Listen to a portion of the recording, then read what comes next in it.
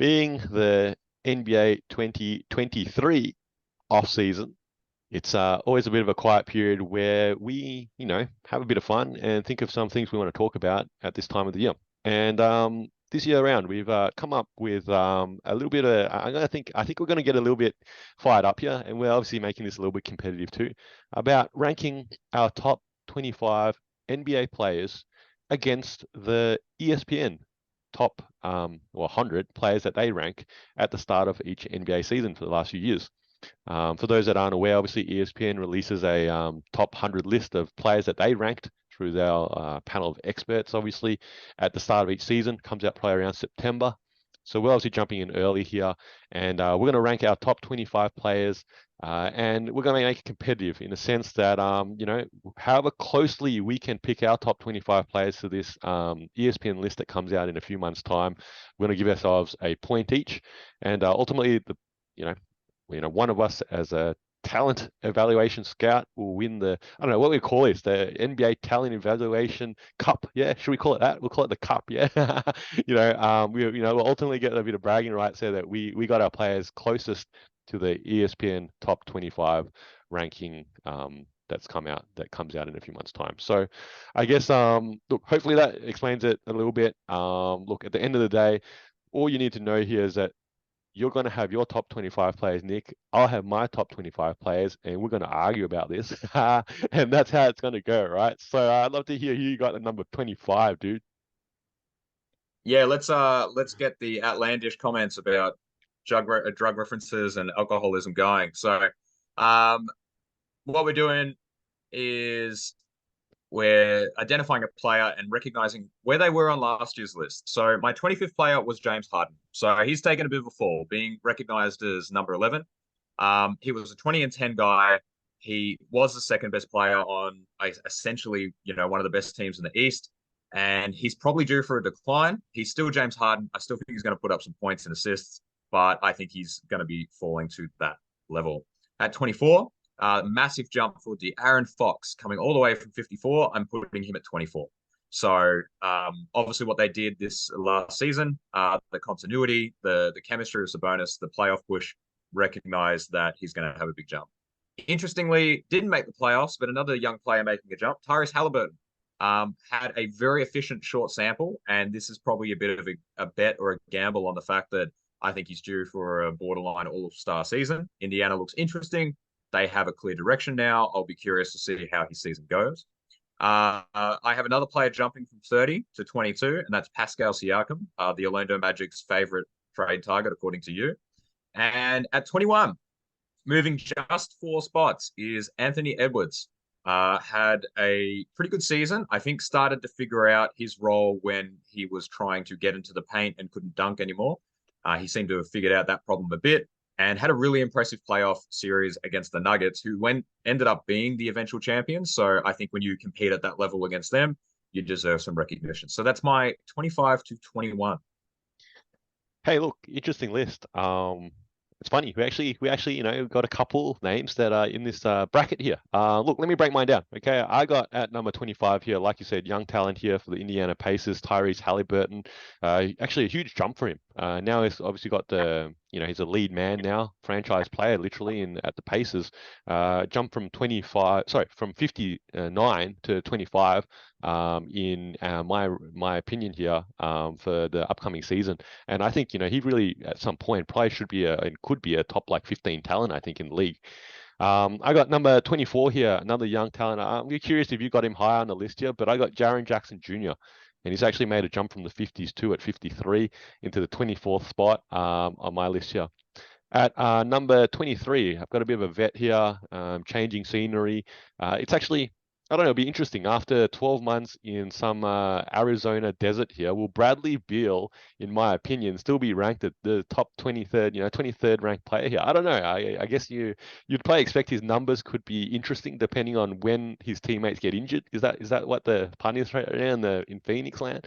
But look, obviously down a couple of spots from 19 to 23 right now for Bradley Beal. At 22, and this is probably one of my biggest leaps here I've got as a player here. That's come from 67 last year to 22 now, and that is Jalen Brunson. I think I've been high on Jalen Brunson all year round. I said he should have been the All-Star. I thought he should have made an All NBA team, third team or something at least. And then I don't know. I'm giving him some love here. I've got him at 22. I think I don't know. Surely he's on your list some point, man. I don't know. And look, we're obviously in agreement here. Look at that, man. 21, Anthony Edwards, up 4 spots from 25 last year. Look, he's definitely. I think. Well, it's interesting now. At some point, we should probably talk about T-Wolves, right? It's become his team now. Through Cat and Cat's lack of playoff production and Cat's injuries and Gobert and Cat playing the same position, suddenly it's turned to Anthony Edwards' team. No one put necessarily seen that coming, really, in a sense. Everyone thought it was Cat's team, and he's supplanted him now, and 21 on my list here. I'd love to hear your feedback on what you think of my list. Your list is interesting. I think the hard part with this recording, just for anyone who's watching, we're doing it five at a time. So I don't know his top 20. So there might be a name that I've said that he's going to unveil later on, or he may never unveil, and vice versa. So I mean, I'll do a brief spoiler for anyone who's keen. I didn't have Jalen Brunson in my top 25, and it wasn't really because of anything other than, I guess, forgetfulness, right? James Harden gets a bit of recency bias because he at least got to the semifinals against a good team and was, pretty good for at least 4 of the 7 games. And obviously had a really impressive stretch in the season. Jalen Brunson probably deserves to be on my list. I feel like if I could turn back time, pull a share, I would maybe change James Harden for him. But the other players I feel good about. And then I looked, you know, for where would I put Jalen Brunson if I didn't put him in James Harden's position? Probably nowhere. I actually feel pretty good with the rest of my list. So, yeah, I don't know. What do you think? Do you feel like I've totally mucked up that James Harden thing, or? Hey, look, James Harden, he's on my list somewhere. I'll give you that much, okay? He's on my list somewhere. All right. So I think he's we'll talk about James Harden some more. I'll give you that much. Like you said, we don't want to spoil it too much. We got obviously 20 more names to unveil here. So look, I guess at least one player on the same page that we agree James Harden is still at somewhere a top 25 player. And I think your name that really sticks out to me that like similar to what you said, Jalen Brunson here is Pascal Siakam. I think, and that's a player that's not on my top 25 list in that sort of sense. And look, maybe I think it's an interesting era the NBA is in right now, right? I think we've watched NBA for a long time and been fans of the NBA, since you were young, that right now it's a generation of stats, right? And so many players now, and there's a stat out there like so many record number of players averaging 20 plus points a game, and then obviously last season, I don't know, was it 4 players averaging 30 plus a game or something along those lines, and all these triple doubles, and how the game is played nowadays, you just rack up stats, right? And I guess it was a challenge to find your top 25 players, and looking at all the names on the list here, and I guess in part to find your top 25, you're looking at who was maybe ranked between 26 to 35 or 40, and trying to, do they justify being moved up into the top 25? And Siakam, is yeah, I don't know. I don't think he is that sort of player. His stats probably pop out. Don't get me wrong. Okay, but yeah, look, I don't know. I don't know. It'd be interesting to see how it sort of plays this season now with Van Fleet on. Hell, he might be another player that averages 30 points a game. Yeah, well, Toronto's direction's confusing because their off-season moves didn't really indicate a rebuild. So they clearly want to run it back, obviously minus Van Fleet. They've got a really long, lanky lineup. And, Pascal Siakam, we talked about it a lot in your, potential trades. And I've probably undervalued Pascal Siakam. And I think we've had some really insightful comments that have highlighted the fact that this man's actually had a really interesting career and he's still young. And he's had a bit of a career season last season with his stats. And yeah, you're right. With bigger opportunities and higher usage, what we will see out of Pascal Siakam. So that's potentially what I'm banking on a bit more. So I feel good about that. I guess you mentioned like earlier that maybe there were some snubs here that you felt that just couldn't even slot them into this top list here. And I guess yeah, I don't know. Who are the names that fell off your list maybe?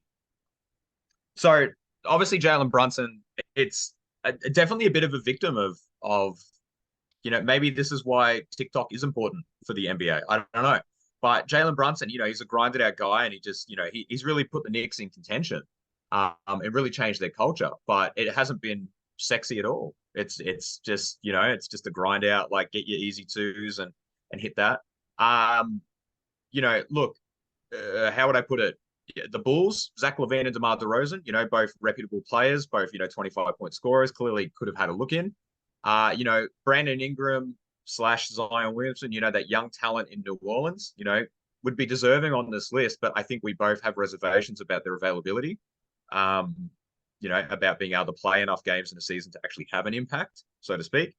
I didn't have Bradley Beal in my top 25. That was a snub. I think he's going to take a dip in his stats. I think he's going to have a successful year in terms of wins and playoff run, but it'll be like 19 points, 18 points a game. I think being that third option, being that spot up shooter, he'll have those big games when they're not there, but I don't see him being as impactful as he's been able to be on the Wizards. And that would be about it. Yeah, Kyrie Irving. I mean, there's so much talent there, but we've kind of already seen a short sample of him and Luka together. And I feel like if you had a gun to Mark Cuban's head and you were like, you actually need to get rid of one of them right now, he is not saying Luka like any day of the week, any time of the month. Like he just will get rid of him. We, we Do you talked have? Did you, we, talk, we talked about Kyrie obviously off air, and you're right. Kyrie is an interesting case, isn't he? Like you think about Kyrie, and up until last season, obviously he had his shoe line, and he's such a talent. So many players, junior players, I guess, aspire to be like, I want to be like Kyrie, and so on and so forth. Have those handles, shoot like Kyrie, blah blah blah. And uh, and last year, obviously, he was ranked 33, and it's like, how can you justify moving him up eight or more spots into this 25 list? And that was so hard. And I guess, like you said, you look at your list, you feel confident, comfortable and confident that you're happy with your names that you got in that order. And Kyrie ultimately didn't, get on my list in the top 25 either. The two other names that jumped out that I was like, I earmarked, obviously, I looked through last year's list and I was like, these two players I felt could or should be in the top 25. But again, I didn't have enough spots to put him there. Okay. And first player there was Jamal Murray. Jamal Murray feels like he's had a real bounce back year. Obviously now an NBA champion. We know he's the second option in Denver, but no, there's no issue in that sense. And you feel like he should be classified really close to a top 25 talent. I would imagine that he is moving up on this list, but again, I couldn't find him a spot there. The other one, which was a really challenge, was, and it's probably similar to Pascal Siakam, is that Mikal Bridges.